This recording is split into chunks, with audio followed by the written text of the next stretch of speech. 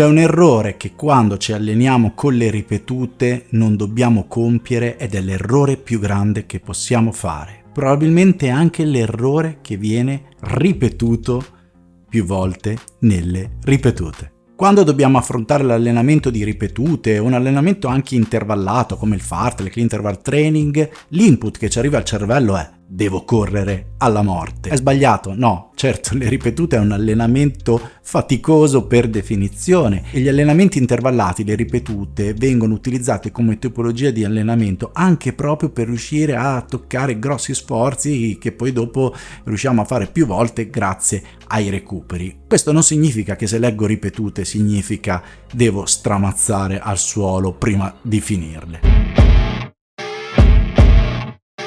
L'errore più grande nelle ripetute è correrle troppo forte. Correre soprattutto troppo forte la prima e la seconda ripetuta. Le ripetute vanno programmate. Il ritmo di corsa deve essere un ritmo impegnativo, sfidante, ma sostenibile.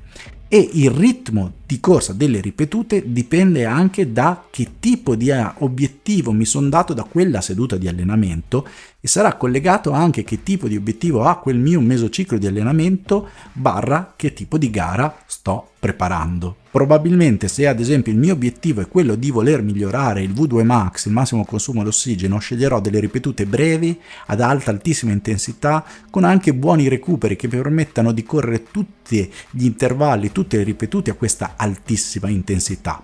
Invece voglio migliorare la mia capacità di correre alla soglia, la mia velocità sui 10.000, allora potrebbe aver senso inserire ripetute più lunghe dai 1.000 in su ad un'andatura, quella del ritmo gara o quello del ritmo di 5.000, con dei recuperi molto brevi per avvicinarmi sempre di più alla specificità della gara. Come vedete si chiamano entrambi ripetute ma vengono svolte in maniera completamente diversa, hanno in comune solo che cosa? Che c'è una fase veloce e una fase di recupero.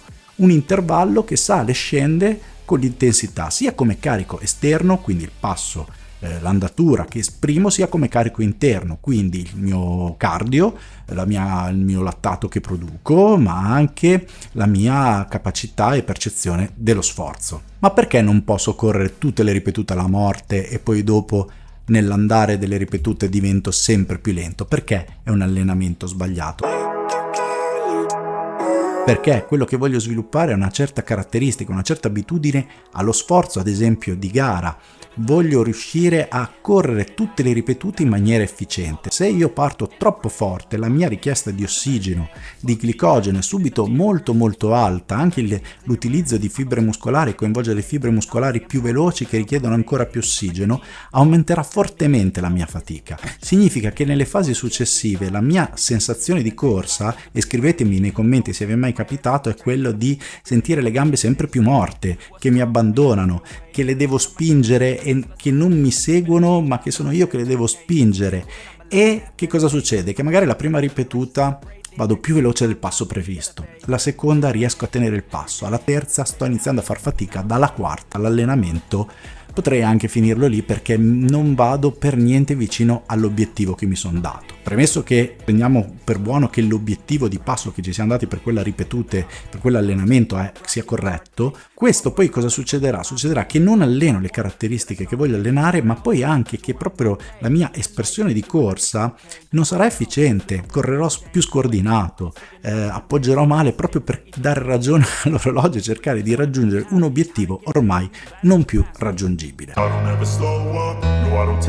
Come quindi posso evitare questo errore? Beh, intanto con l'esperienza. Ci sta a sbagliare le prime volte che faccio le ripetute, ma se conosco abbastanza i miei parametri, perché li ho testati, perché ho fatto altre sessioni di ripetute, magari la prima ripetuta non la spingo alla morte, il che non vuol dire, altro errore, farla troppo piano, e dopo l'ultima ho ancora tanto margine, perché ci sta che alla fine dell'allenamento delle ripetute io non abbia più voglia di fare neanche un metro di corsa. Quello è un allenamento veramente venuto bene. Poi anche qui dipende quando faccio le ripetute. Se sono le ripetute per dare un po' brillantezza una settimana dalla gara, non devo creare questi stimoli. Se sono ripetute lunghe con dei recuperi corsi a una buona velocità, allo stesso tempo dovrò essere stanco, ma non dovrò essere morto alla fine dell'allenamento. Parlando della stragrande maggioranza delle volte, un buon risultato è quando la prima e l'ultima sono venute uguali, ma anche quelle di mezzo, perché a volte capita che in quelle di mezzo, se ho 6, 7, 8 ripetute, si perda un po' la concentrazione nella fatica, le si consideri un po' così. Che poi questa cosa purtroppo si riversa in gara, con dei cali in gara quando la fatica aumenta, un po' da calo di concentrazione barra non ho la motivazione per sopportare quella fatica. Se io mi abito, ad esempio, in una serie di, per i più esperti, un 8 per 1000, a far bene anche la quarta, la quinta, la sesta ripetuta al passo previsto, quando la fatica ovviamente aumenta, non sto dicendo che dalla prima all'ultima non aumenta, la fatica deve aumentare, è normale, ma deve essere una fatica sempre sostenibile fino all'ultima. Se riesco a reggere, a tenere il passo giusto, che magari è il passo gara in questo caso, in tutte le ripetute, questa cosa mi darà sicuramente benefici quando andrò a gareggiare. Non dimentichiamoci poi che dipende anche dalla giornata, non tutti i giorni sono uguali, noi non siamo gli stessi tutti i giorni, magari siamo più stanchi, siamo stressati dal lavoro, siamo stressati da altri motivi e quindi mentalmente e a livello proprio fisico, come abbiamo visto più volte, la parte mentale si riversa come fattore limitante delle prestazioni, in quel caso ci può stare che le ripetute non vengano come avevamo previsto, ce ne accorgiamo dalla prima, però diamoci il bonus per la seconda. La prima sessione fase veloce non viene benissimo, proviamo a spingere nella seconda. Se vediamo che non è giornata, dobbiamo avere il coraggio di ritarare. Devo fare le ripetute a 4 al chilometro? I 1000?